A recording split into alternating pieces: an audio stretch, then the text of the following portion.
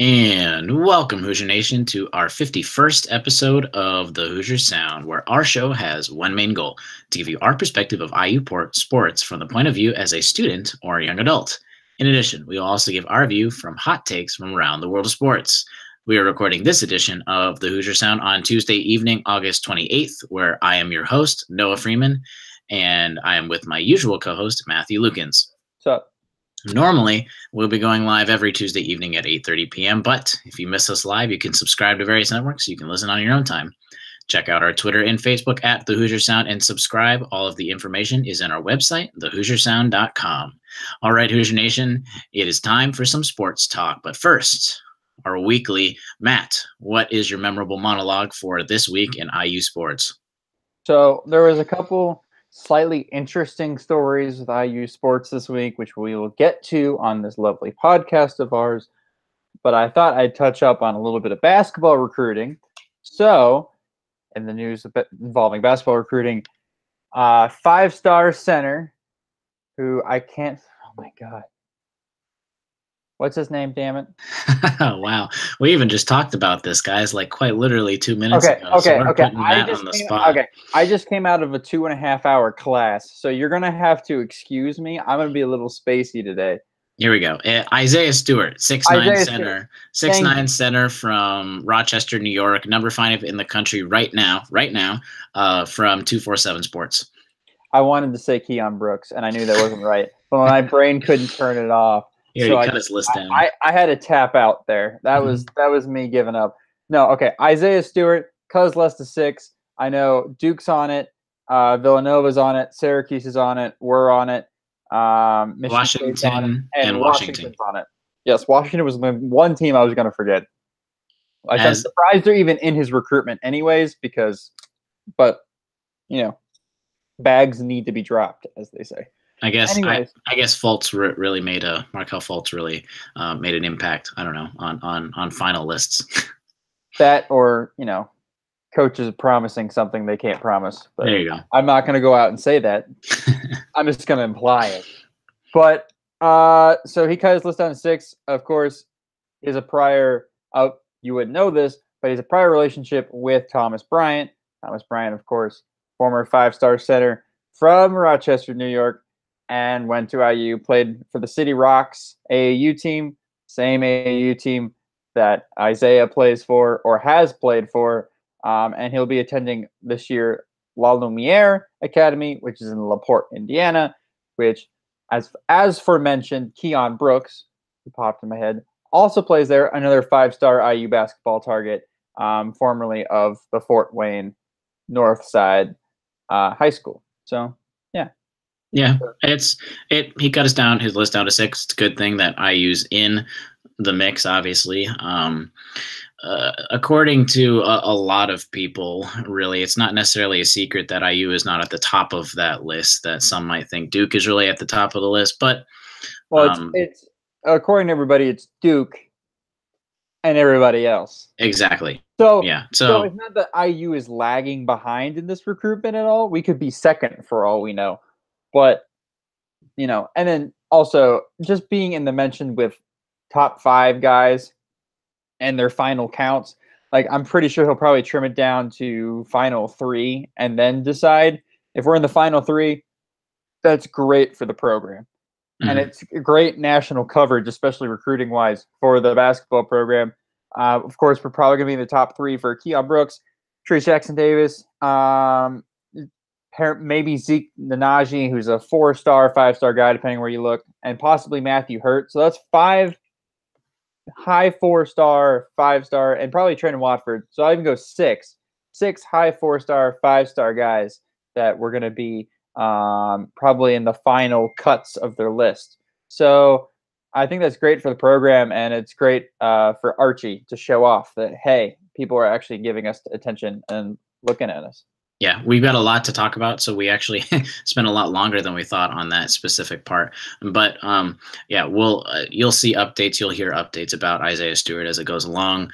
But I got a couple things. It was mentioned, I think, yesterday, the Big Ten came out with for football that usually, so in the past, when you traveled to an away game, you were only allowed to take 70 players, 70 players to an away game. So obviously your entire team was not able to come, but they just upped that from 70 to 74. 74 players are now allowed to travel with the team to away games. That's a significance, but people might think, oh, really, the bottom four, it doesn't help much. Yes, it does, because it really helps with the new redshirt rule. So it really helps a lot of those other freshmen that are able to come on the trip. Maybe 4 players that might be in that redshirt rule thing where they might get to play some games and still get the red shirt count. So that's a good update. We got some IU women's volleyball. They kicked off their season this past weekend. So we got a lot of sports obviously kicking off within the past couple weeks. And in the coming weeks, they kicked their season off with a grand opening. They played 3 matches and winning all 3 of their matches. So they're starting the season 3-0. Women's soccer, we talked about them last week after they started their season. They beat Miami, Ohio last week, but then the past week wasn't the best, but they tied Georgia 2-2. Then they lost to Clemson 2-4, so they're 1-1 to start their 3 games of the season. IU men's soccer, they kicked their season off as well this past weekend. It looked a little gloomy on Friday night when they played number 5 Wake Forest, and they lost in double overtime, but think about it for a second. They were away. They lost to still a top 5 team. It was double overtime.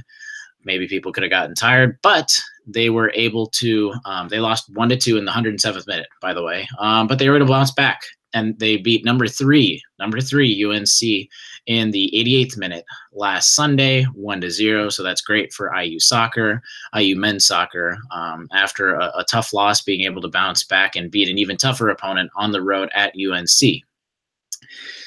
And for a topic that we were not thinking that we were going to discuss this week, as a lot of you have probably heard by now, Brandon Dawkins, the former grad student transfer from Arizona, the QB, potentially QB1, QB2 this year, decided yesterday, or at least announced yesterday, that he is not going to be on the team and that he is leaving IU now.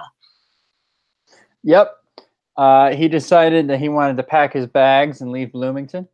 So before one snap of football, real football, was even played. Well, we can get into the reasons why he did that. And I kind of understand, hearing some of the rumors, that he was 3rd on the depth chart because he had problems looking at reads of the defense, because he didn't have to do that in Arizona because it was just a pre-snap play call, and they gave him, hey, if you see this, just switch it to this play. And it did the hurry-up offense.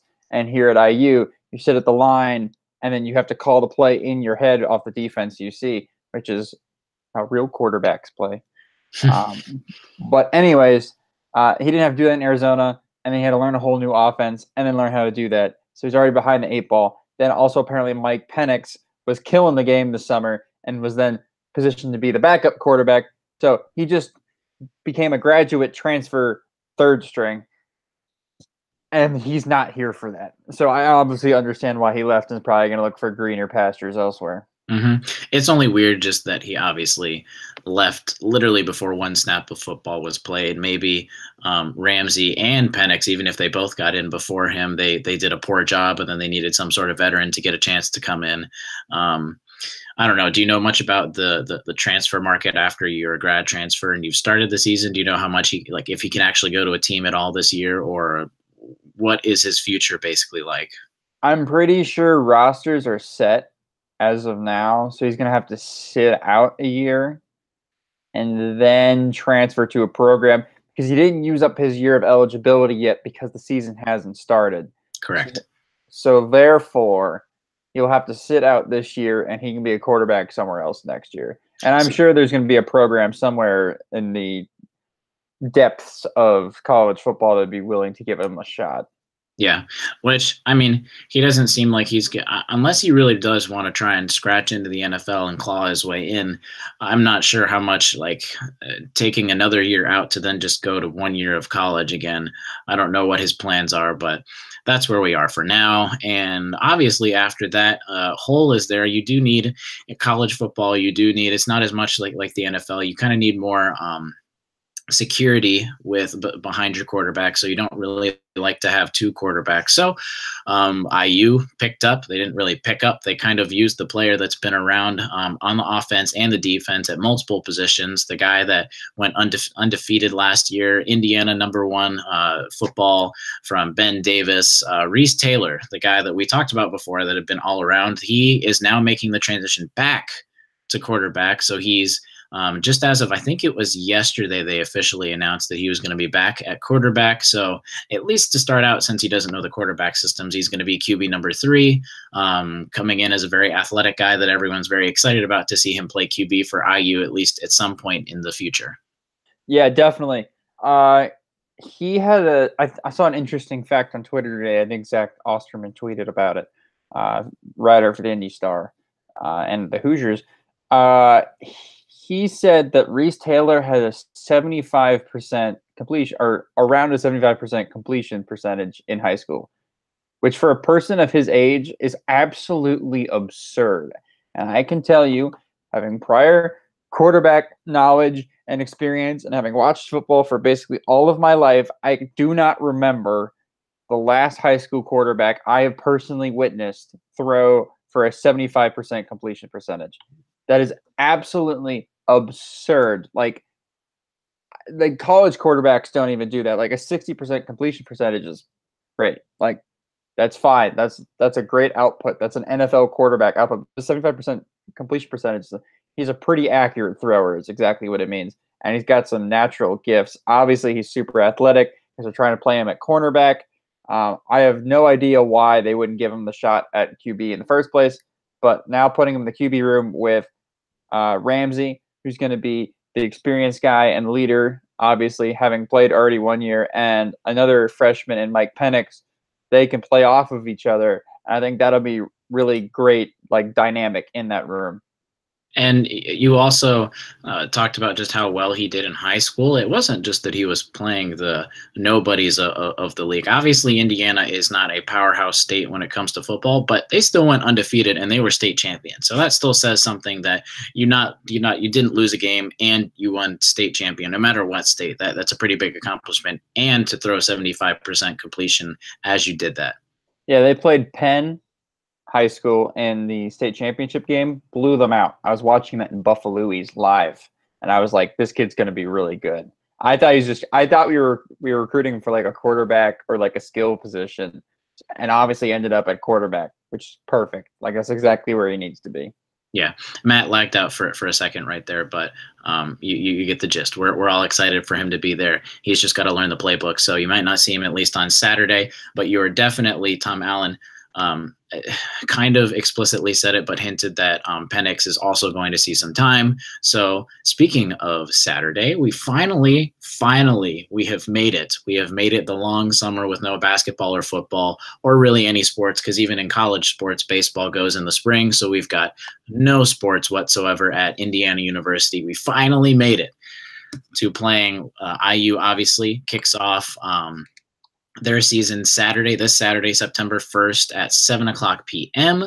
at Florida International University, and it will be on CBS-SN.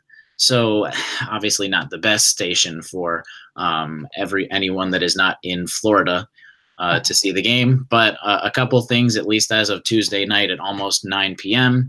It's going to change. It always changes, but the spread, at least right now, is 10.5 in IU's favor. The over-under is 57, so they're predicting, Vegas at least right now is predicting a more of a higher scoring game, kind of IU scoring somewhere in the 30s or so, FIU maybe somewhere in the 20s, give or take. Obviously, these are just predictions. Betting odds, but also ESPN, the predictor gives, which is not accurate very much, but it just gives you a sense. IU is a 79.7% chance of winning versus 20.3 for FIU. I mean, I'm not saying FIU is an easy opponent, but I am saying FIU is an easy opponent. At least when it comes this year, that them and Ball State will obviously be one of our more easy opponents. But yeah, let's talk. I want to talk a little bit about FIU last year. I'll get into what they did last year since we were slated to play them as we talked about before, but didn't get to play them. They ended up in the regular season. They ended up going 8-4. So they did a pretty good with a brand new coach, Butch Davis. His very first year, he went 8-4. Obviously got to go to a bowl game with that kind of record. Butch Davis is the coach of FIU? Mm-hmm. Oh, that's where he went after Tennessee. Mm. That's quite the step down. Anyways, nice to see Butch Davis is still alive and thriving. Yeah, well, I mean, that FIU is thriving because I was about to get to their stats as a first-year coach in a second. But they lost to Temple 28-3 in their bowl game, so obviously not a great outing to a similar type of opponent with Temple. But they did go 6-1 at home last year. FIU did.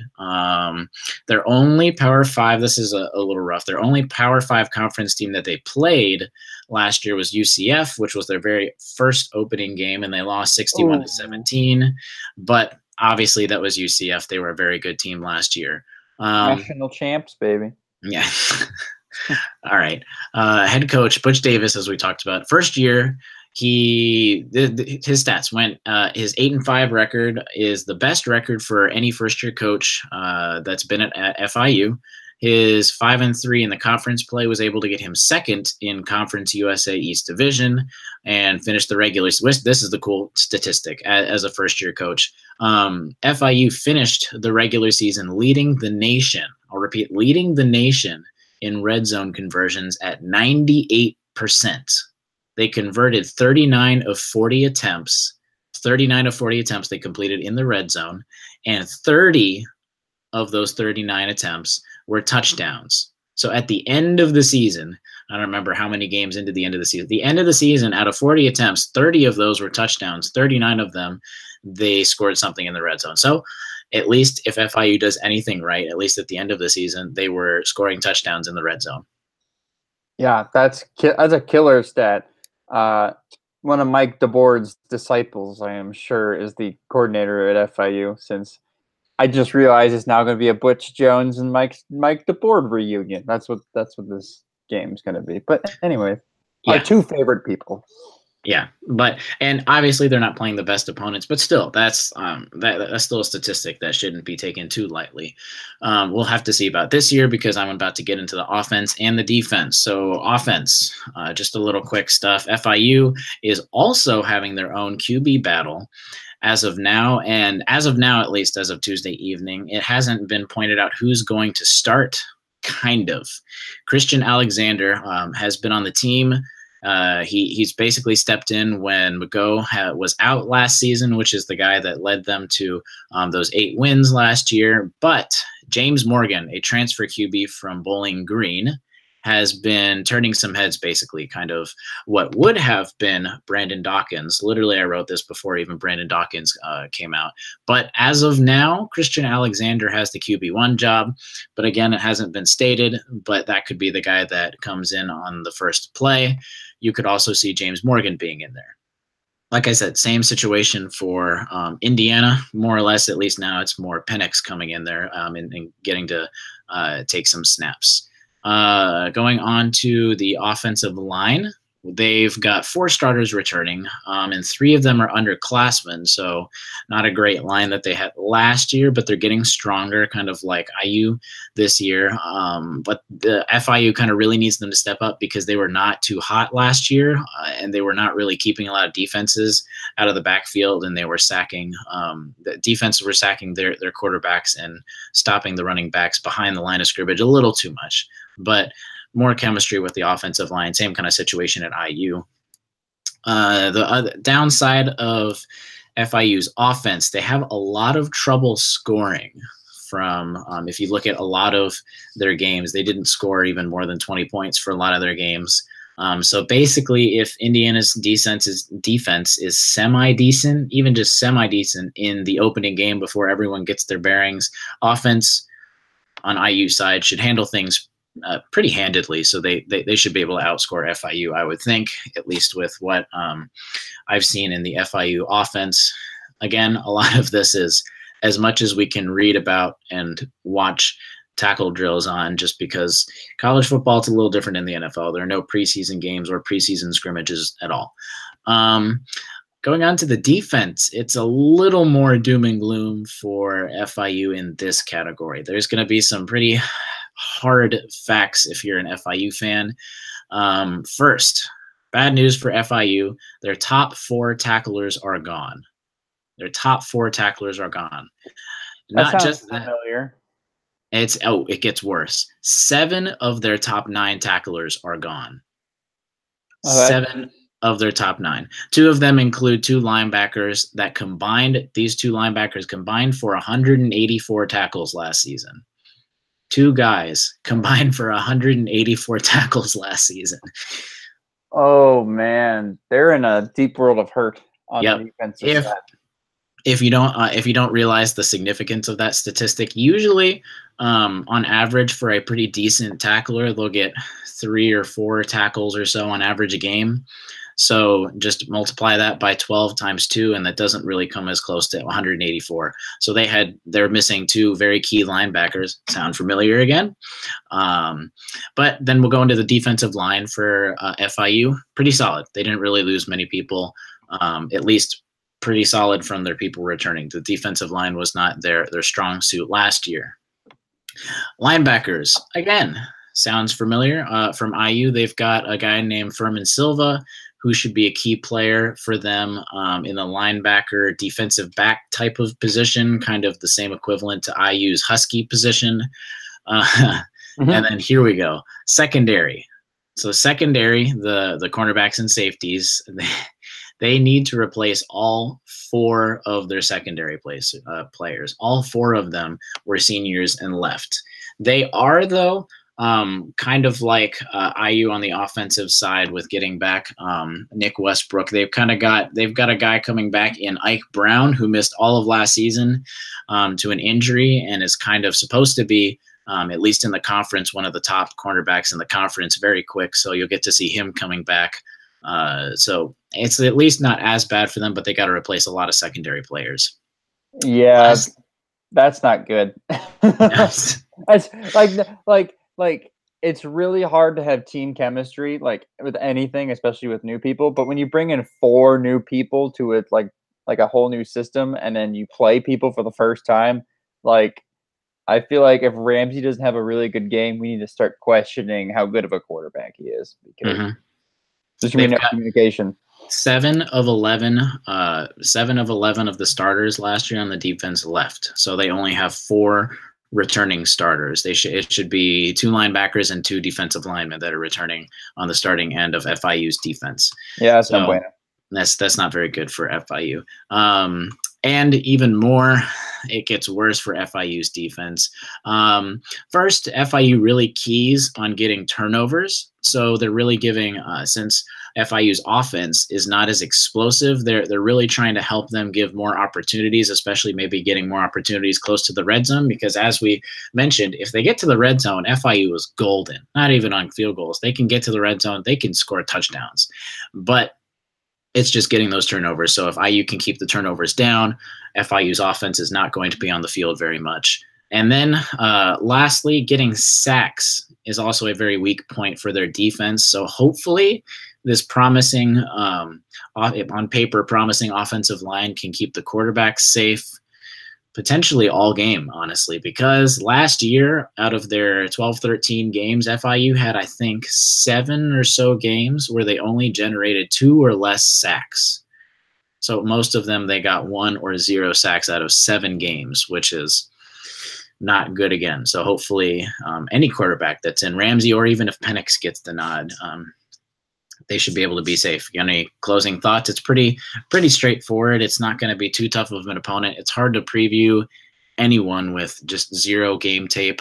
That's what everyone around the league is obviously struggling with. But you got any last points before IU plays, opens up their football season? Struggling defense. Butch Jones's team. Coincidence? I think not. But that's it. That's all I got. Offense should light it up. I think Vegas thinks they should light it up too. And when Vegas thinks so, good things usually happen. So, yeah. Again, FIU is doing really well, but they haven't been doing really well once they get into the top 70 or top 60 or so opponents in the range of things. I think they might have a pretty good still Conference USA season. They're still projected to be pretty good overall, but also it's the very first game. None of them have gelled, especially like we just talked about on the defense. So hopefully, at least it better be a favorable turnout for FIU's or Indiana's opening game. So let's move on to some of the meat of our episode, and we are going to talk about a Big Ten football preview. So we talked last week about Indiana. We went through each game, kind of what we might think, but how's the Big Ten as a unit, all 14 teams, how are they looking? Where might a lot of these upper teams fall? Will Ohio State be at the top of the Big Ten again, or will someone else take over? Will teams like Michigan State get back to being in the top 2, top 3 of the Big Ten or not? So we're just going to talk a little bit about where we might think some of these teams will fall and where Indiana will also be within those placements. So do you want to start it off with Big Ten preview, Matt? Sure. Yeah, let's do this. All right, so I'm going to start it out with a team that's in the wee north, wears maize and gold. Or is it maize and blue? Definitely maize and blue. Maize and blue, and has a brother that's a coach, and that is the Michigan Wolverines. Michigan is definitely a team that I am picking to win the Big Ten this year. Yes, shocking. What? Michigan actually wins the Big Ten this year? I'm so confused, Matt. Please tell me why Michigan's going to win the Big Ten. Well, hold your horses, because here I come. So they got a transfer from Ole Miss by the name of Shea Patterson. Shea was a fantastic quarterback at Ole Miss. Fantastic quarterback at Ole Miss. And they had that whole, they paid recruits to come ordeal. So, he ends up at Michigan, where he's going to have probably better athletes in the wide receiver position. I am sure a fantastic offensive line and probably a really good core of running backs. And then also this is the best Michigan defense there has been in probably I don't know how many years Jim Harbaugh's been there, but definitely. And Michigan has also obviously been very good historically and recently on defense too. Yeah, but this is the best Michigan defense, I think. I think look out for their secondary. There's going to be 1 or 2 breakout stars and possibly first-round picks in their secondary. So look out for them. And their defensive line, it's just a bunch of athletic freaks. So they're going to really wreak havoc on the Big Ten. And I'm picking Michigan to win it all. And that's a little contradictory just because let me give you some of this and we'll see if it might change. I think you'll probably still stay with your own opinion, but you might make you think twice about this. So as of now, at least, I'm just going to talk about this in terms of preseason top 25 rankings. Of course, everything is going to change drastically, but at least as of now, I'm going to talk about everyone that is in the top 25. So, of course, in the East Division, you've got Ohio State, Penn State, Michigan State, and Michigan all ranked.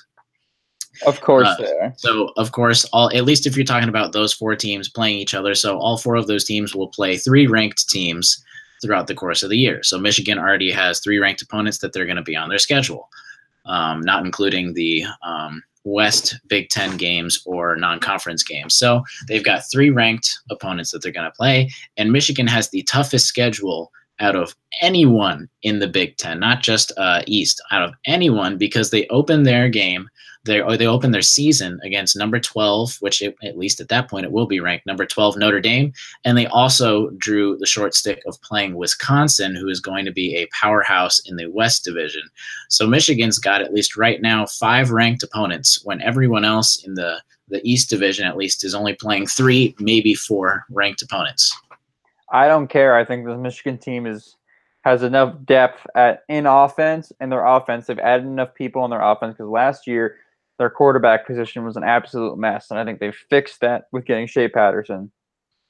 And then their defense also was a little bit lackluster last year compared to the previous years, and I think that's going to improve. And I think everybody in the Big Ten got worse except for Wisconsin. So I think that Wisconsin-Michigan game, and then probably they meet each other in the title game, will decide the Big Ten this coming year. You said Michigan and who decide the Big Ten, the title? Wisconsin on Wisconsin. Yeah. The only way that I would disagree with you for Michigan being at the top is just because they play so many tough teams that I don't know if they're going to come away with 100% wins out of there. And really, football is all about if you lose one game, it really does make a difference. So the only way that I could see Michigan not being there is just because even Penn State and Michigan State have a very easy path. Michigan State, all they play besides playing Ohio State, Penn State, and Michigan State, the only hard games that they've got is Northwestern, Purdue, and Nebraska on the west side. They drew even an easy stick on the west side. Of course, Michigan State is not what they used to be, but they're ranked, I think, 12th in the preseason ranking, so they're getting better. Yeah, I like Michigan State as well. I think they're a sleeper to win this thing. I don't think Penn State has any chance at all, by the way. I'm just going to go off on a limb and say Penn State will end the season unranked. I think their entire offense last year was based entirely off the fact that you had to put 9 people in the box to stop Saquon Barkley. And then McSorley could just throw it over the top. They don't have a running back that's going to replace Saquon Barkley. No one has a running back that's going to replace Saquon Barkley. And he's too big of a hole to fill in their offense. And the people can actually play defense against Trace McSorley, who, in my opinion, isn't the most accurate quarterback in the world. So I'm looking at Penn State to take a dive down this year. I'm also going to take Michigan State to challenge Michigan for the title, and I think Ohio State will end up being 3rd in the East. So there's that. Yeah, and it's just speculatory, but because, of course, with Ohio State, we've got the first 3 games where Urban Meyer is suspended. Again, he's got the 3-game thing, but as we talked about recently, he can still come to practice. So literally the only time he's sitting out with the team is when they're kicking off and during game day. So he's still preparing the team this week for when they open up against number 16 TCU. And even in a tough matchup against TCU, who is always a hungry football team to knock off top-ranked opponents, it's not too much of a loss to not have Urban Meyer right there. He's got, obviously, besides the one coach that they got rid of, he's had a pretty solid system that stayed in place for a while. And if he left most games, Ohio State's a pretty tightly run ship that obviously they miss him, but they're not missing him even too much. So I don't think the Urban Meyer thing will affect them very much. Do you disagree? Agree? I think for the first 3 games, I think what Urban Meyer brings in mid-game is mid-game adjustments. And since he's not going to be with the team and can't be around the team, let's say they're playing TCU, which they are, and TCU's beating them up. I don't know if I trust any of the assistants they're going to put in for the head coaching position to do the same things that Urban Meyer would do. So that would be the only time that I would say that, yeah, like not having Urban Meyer is a hindrance. But I think the reason why I personally don't believe in the Buckeyes this year is their quarterback situation, which absolutely nobody knows who's going to be the quarterback. And I don't remember the last time that we sat here and went, we don't know who Ohio State's quarterback is going to be. Because I think, like, since Urban Meyer has gotten there, there's been, whether it was Braxton Miller, and then it was everybody that they had, JT Barrett, they had Cardell Jones came in and played a bit, I think. Mm-hmm. But whoever they had playing at quarterback, we knew was going to play at quarterback. And we knew they were going to play very well at quarterback. And I don't know if there's anybody I can go and look at the roster and go, that guy's going to be the starting quarterback. Could they go and prove me wrong? I'm sure they could, because they're probably really good 4-star and 5-star recruits. And they obviously have some talent because they're at Ohio State. But they don't have any playing time. They don't have any experience. And you're going into their first or second or third game is against TCU. And you're not going to have your head coach there to sit you on the sidelines and take your helmet and go, look, kid, this is what you're doing wrong. Fix it. Yeah, they're playing TCU in their 3rd game. Yeah. So they'll have 2 games to get ready for it. They open up against Oregon State. Then they have a very early Big Ten game. They'll play Rutgers, and then they'll go into TCU. So they're kind of slowly inching their way, and then obviously it goes up to TCU. But besides that, obviously they play Penn State, Michigan, like we talked about. Their Western Conference slate for their schedule is Minnesota, Purdue, and Nebraska. So Minnesota obviously on the lower end of that, Purdue and Nebraska kind of literally in the middle of where they could end. They've got a pretty easy schedule because they play Tulane and IU, obviously. So besides that, it's really going to see how they can do against TCU. Like you said, Matt, TCU is very good at playing opponents very well in the first half. And then for some reason, a lot of times they fall apart in the second half. So we'll see if TCU can not like kick it up, like you said. If they play Ohio State well in the first half, it'll be a pretty close game and they'll have a pretty good chance of winning in the second half. So after that, we'll have to see how Ohio State, when Urban Meyer gets back, how they can play Penn State, Michigan, to see where they fall within the rankings. But we're going to talk about a couple of the other teams, though. But in the East, at least, the top 4 seeds are almost 100% set in stone. I'm not even nervous saying that. 100% set in stone, 1, 2, 3, and 4. It's just going to be who beats up on each other the most. Yeah, definitely. I think to your point, with TCU, I think more of it has to do with the coaches that they play, especially TCU, are really good at making halftime adjustments. And Gary Patterson isn't the greatest at making halftime adjustments. If you give Gary Patterson 6 weeks to prepare for a first half, he's going to give you the best first half of football you've ever seen, and then come out in the second half and completely blow it, because that's what TCU is and has been. But they're fun to watch, so I don't care. They make stuff interesting, and they score a million points, so that's always fun. And then, oh God, what was I going to say? I've completely forgot. But anyways, what you said was perfect. Ohio State's going to have it. Oh, I remember now. Is that Purdue game at Ohio State or at Purdue? I feel like it was at Purdue, but say what you're going to say and I'll Then figure. That's the reason why Ohio State is going to lose the Big Ten. That is why they're going to place third, because they're going to lose to Purdue. I'm calling it. I think I read on Reddit once upon a time. It's at Purdue. It's at Purdue. Yeah, that Purdue at home against Ohio State they have the best winning percentage of anybody at home versus any Big Ten opponent. I wish IU was the opposite of losing 30 years in a row to Ohio State. Yeah, but so IU football. Such is life. Okay, the pain. Let's go on to Matt's going to repeat himself again and go into another tirade about a monologue of last week and a monologue of today about how much he does not like Penn State this year. But let's talk about Penn State for a second. They've got obviously play Ohio State, Michigan, and they don't have very many non-conference teams that are good. They play Appalachian State. They play Pittsburgh. They play Kent State. And then their non-conference games are number 4 Wisconsin. So they have drawn their bid against Wisconsin, and I like Wisconsin in that for a bunch of different reasons. But then they play Illinois and Iowa. So really, Penn State is not really playing anyone in the middle. They're kind of playing the best of the best or the worst of the worst, really. So it's going to see how many games they can pull up. But they've got a pretty tough slate when they're on at least maybe some of the lower end with a lot of these matchups. I can see Penn State going 8-4, 7-5 this year. And being 4th in the East. It's just going to happen. It's inevitable. I think they get destroyed by Wisconsin, especially like a defense that can actually play defense. Anybody they play, the big 3 that play in the Big East, they're going to lose to. And then I'm going to throw my hat out there and say they lose to App State. So there you go. You heard it here first, folks. I think that's a little silly, Matt. But they're not going to lose to App State.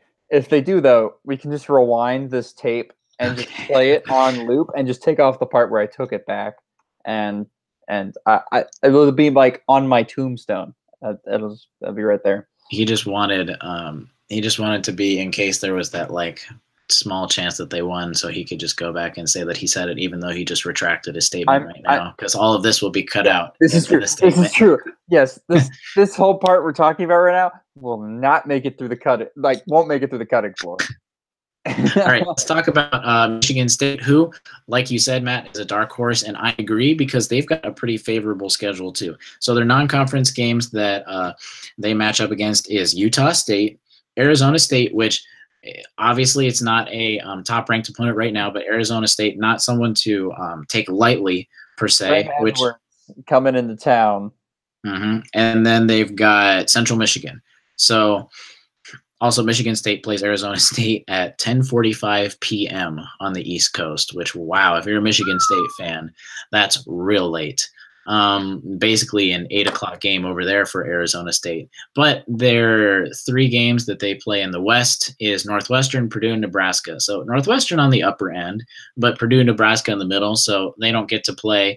The West is going to have Wisconsin, and that's going to drop significantly. But so it's kind of if you have Wisconsin or not, but Michigan State does not draw Wisconsin. They've got a favorable non-conference schedule, at least in terms of wins. So in terms of wins and losses, Michigan State has a more promising road than maybe some other teams in the Big Ten East. Whoa, wait, you're telling me that the Big Ten West has less good teams than the Big Ten East? I would have never known that. Said our like 50-minute podcast that we talk specifically about that. Wow. Anyway. Michigan State, solid quarterback play. Actually, beyond the fact that they're just sneaky Big Ten champions and possible national title contenders, sneaky player of the year and possible first-round draft pick potential. Brian Lewerke, the Michigan State's quarterback, last year it clicked for him, and they got much better as the season went on. He had a tough game against IU for some reason. I don't know why. But other than that, he improved as the season went on, and I think people are picking him or like to be on the cusp of a Heisman candidate. So look out for that. If Michigan State goes on a run and is like 11-1, I wouldn't be surprised to see him close to the top of the Heisman boards.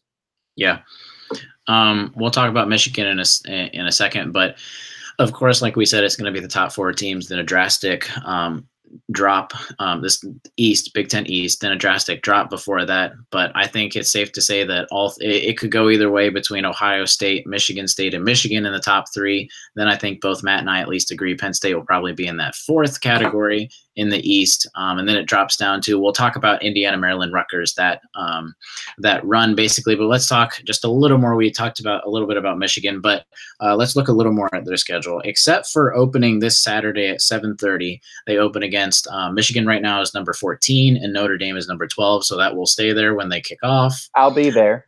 You will be there? I will be there. I will be in South Bend. Awesome. So, I will get to experience a Notre Dame game. So we won't talk about it on our next episode, but that's cool for everyone to know. Yeah, so now you'll know. So if you want to check me out at MattLukens101 on Twitter, check me out. I'll probably be live tweeting the game. So. I think that's the first time out of 51 episodes that you put a shameless plug in for yourself. You did pretty good before talking about your own Twitter handle. You know what? I don't shameless plug. I just wish people would listen to me and go, I wonder if Matt has a Twitter account and look me up. But no one does that, so I haven't gotten it. So add me on Twitter, okay? There you go. Now I'll see many people listen to this. On Twitter. One. There's going to be like 9 people that listen to this, and all of them already follow me on Twitter. So, all right, but that Michigan, like we talked about, Notre Dame, then they got Western Michigan, then SMU, then they go against Nebraska at home. They'll go away to Northwestern. They'll play Maryland, and that is a pretty favorable schedule before it heats up again. They'll play Wisconsin, then Michigan State, then Penn State in a row. They'll have a small break at Rutgers, Indiana. Then they'll end with, of course, the rivalry weekend with Ohio State, Michigan. We've talked a little bit about them. It's just going to be how they can handle their gauntlet of 5 tough opponents throughout the entire season. Birds chirping as we wait for Matt's response. I'm sorry. I got an email from my professor saying there's a paper due. And I was like, oh, but it's not due till next week, so we're fine. But I was very confused. Anyways, no, I think Michigan, even though they don't have a very favorable schedule, I think they're just a better team than people are going to give them credit for at this moment in time. I think they're more balanced on either side of the ball. I think definitely will be challenged this weekend at Notre Dame. But I also don't think Notre Dame is as good as their ranking, just like Penn State. I think they're a little bit overrated, especially since I don't know who or Notre Dame's quarterback's going to be, slash, are they going to be even decent? So, I can see Michigan getting a freebie this weekend up in South Bend, and then launching we're pushing for the Big Ten title campaign. Yeah. So like we talked about, top three, Ohio State, Michigan, move them where you will. Penn State, at least in our opinion. Then it drops down to Indiana, Maryland, Rutgers. So where will Indiana fall within the last three? Will they be 5, 6, or 7 in the East? I think both of us will agree, and I think most of us will agree where we think Indiana are. But before that, let's look at Maryland and Rutgers. So Maryland, of course, everyone's talked about the situation. We don't need to dive into that more. But of course, at least in terms of the immediate future, they kick off their season this Saturday against number 23 Texas. So they've got a pretty high-ranked opponent that they're going to play. It is at Maryland because they kind of did the home and home thing last year where they upset Texas at Texas. But they right now, at least, nothing has changed in terms of their coaches on leave, suspended at least for the moment. So they're kind of still trying to pick up some of the pieces from everything that's happened. They're not really sure where stuff has gone, but they play Texas to start out. Then they'll go Bowling Green, Temple, and of course, they play Ohio State, Penn State, Michigan. But their 3 Western Conference games will be Minnesota, Iowa, and Illinois. So they drew probably the easiest Western schedule, having Iowa could be pretty good actually, but at least Minnesota and Illinois being the bottom of the West. So they drew a pretty favorable Western slate, but it's just going to be that they have to play everyone else. They have to play Indiana, who's going to be hungry to try and get some revenge from they were not supposed to lose last year. So we'll see where Maryland goes. What do you think Maryland will be able to get even 6 or 7 wins this year? I think their season can go one of two ways. Either their coach gets fired, which I think is the way it's going to go, and they're going to win like 3 games all year. Or their coach gets suspended. They have a tough start to the season, and they kind of come back in the second half of the season, and they push to 6 wins, and they end up 5th in the conference. So they're either 5th or last. And I don't know which one it is. Yeah, which at least right now, at least on Saturday, Matt Canada, which it probably, I don't know if it'll change in the next couple of days, but that's who should be coaching for them. I agree they've got either tough games or easier games. Not too many people in the middle besides possibly Iowa, depending on if Iowa has a good season or not. Maryland's one of the other team that I think will push Indiana, because then we get into Rutgers, and obviously Rutgers is not the best football team in the East. They haven't been able to be as good. And we're trying to be nice on this podcast, but they've got a really tough schedule. They've got they have your normal. They've got Texas State, Kansas, and Buffalo, which Kansas is at least getting better. They're still on the lower end, but Kansas is actually in the top 100 lists, ranked higher than Rutgers. So that'll be a good game. But those are, yeah, I agree. But that's their non-conference schedule. But then next to Illinois and Northwestern in their West team, their Western slate. This is how they're going to end their season. Starting on October 20th, they'll play Northwestern at Rutgers at home, but then they travel to Wisconsin. They'll play Michigan at home. They'll play Penn State at home, and then they'll travel to Michigan State. So their last 4 games of the season is Wisconsin, Michigan, Penn State, and Michigan State. That's a really tough draw, especially after coming off of they also play Ohio State in the second week. That's a tough way to end your season. Yeah, so you're telling me they're going to win 2 games this year, and they're going to lose to Kansas. That's what you're telling me. Potentially and probably. I really want to watch that Kansas. I was going to try to interrupt and say, I really want to watch that Kansas Rutgers game. It's like, who can be the worst possible? It's going to be like the sloppiest football game we've ever watched, I'm pretty sure. Power 5 conference game. or it could be the most beautiful game we've ever watched That's because true because they're it's both just the like, same. yeah, they're both awful, but at the same time, they're both awful at each other's levels. So it's like a nice, even matchup. It could be great. I think even if you could, if Rutgers was on the up, they wouldn't be able to get that much better in one season compared to last year. They haven't changed drastically, especially, and their schedule does not help them very much, especially the end. I think it's pretty safe to say they'll be at the bottom of the East. So then it really leaves Maryland and Indiana between 5 or 6. I personally think IU is going to be above Maryland. I think Matt might agree, just because I think Indiana is going to actually pull out a win against Maryland at home for Indiana this year. Hopefully. Yeah. Do you think Indiana or do you think Maryland's going to be at it when it's all said and done? Even though Maryland could go a couple ways. I think we're going to be the 5th seed. Yeah, I agree. Which honestly, it doesn't matter too much. Seed. Yeah. That is college basketball seeping into my brain. Yeah, we'll be 5th in the Big Ten. The Big Ten East. There's a very big difference. East. That means we'll be better than Wisconsin or Michigan, Penn State or something if we were 5th in the Big Ten. That would be crazy. Honestly, I could see us being better than Penn State. All right. We're not going to talk about the West because we really don't play. They don't matter too much in the grand scheme of it because they don't matter. They don't matter because IU's not going to be in the mix for a Big Ten championship, so we don't have to talk about it. I think Wisconsin, unless something falls apart, they are a really, really good team this year. Yes. They did not lose a crazy amount of people. They've always had good backups. They've always had like a good, if you will, farm system to where like they don't ever lose a step.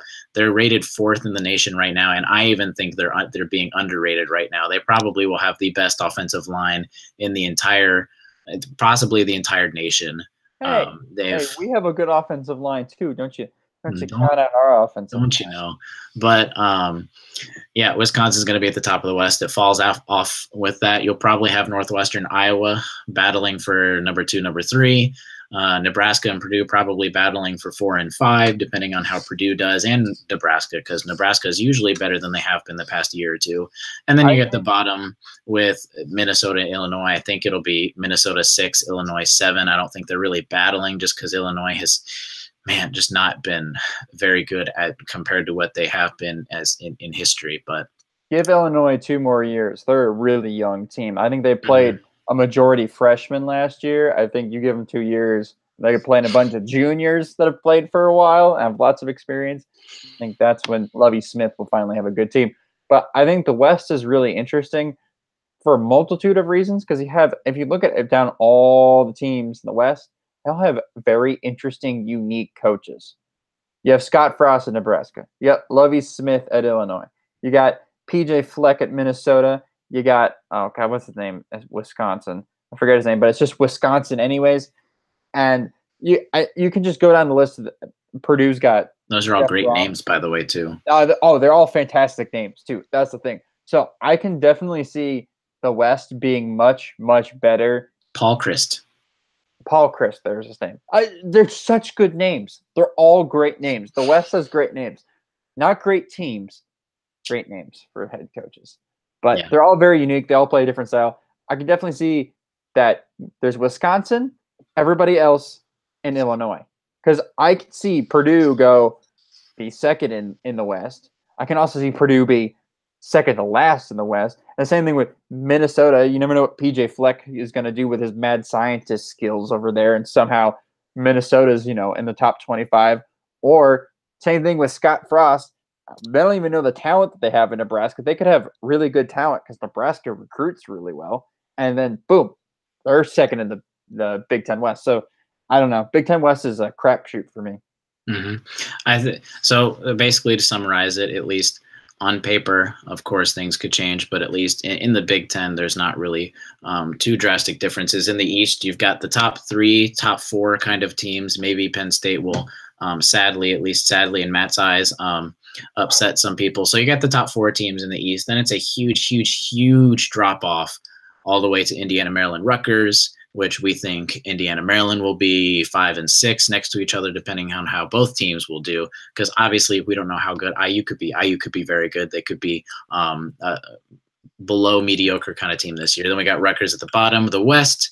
pretty simple. Got Wisconsin at the top. You could talk and argue about Northwestern Iowa really being at the top of that, but really it's kind of like Matt just said, anywhere in between second and sixth, between all of those teams. And then you got really Illinois at the bottom, except Matt foreshadowed the next couple of years to wait for Illinois.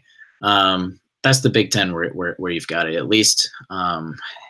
It's not, Indiana's ranking is not going to matter too much. It's just going to be how many wins they can get. And we talked about that last podcast. So if you want to hear what we think with specific games, who we think is going to win, you can listen on that last. I'm not even going to tell you what, if you didn't listen, I'm not even going to tell you what Matt and I both had our records were. They were the same, by the way. But that about wraps it up for our 51st show of the Hoosier Sound. Thank you all so much for joining us. Stay tuned for updates on Twitter, both the Hoosier Sound and Matt, as he just put his name in, Facebook, subscribe, and visit our website, thehoosiersound.com, so you can find just all of our information. It's all in one place. Just go to the website. You'll be able to find it all there regarding our podcast. As always, send us your questions to the audience. So be sure to comment, chat, or send us a message at contact@thehoosiersound.com. We also do Twitter as well. We'll try and post a questions thing the day of. And we'll get them on our next episode, basically. But if you enjoy our show, leave us a review, tell a friend, share our links. That's the real way that we can really help grow this podcast. But as always, thank you for listening, Hoosier Nation, and we'll see you next time. See ya.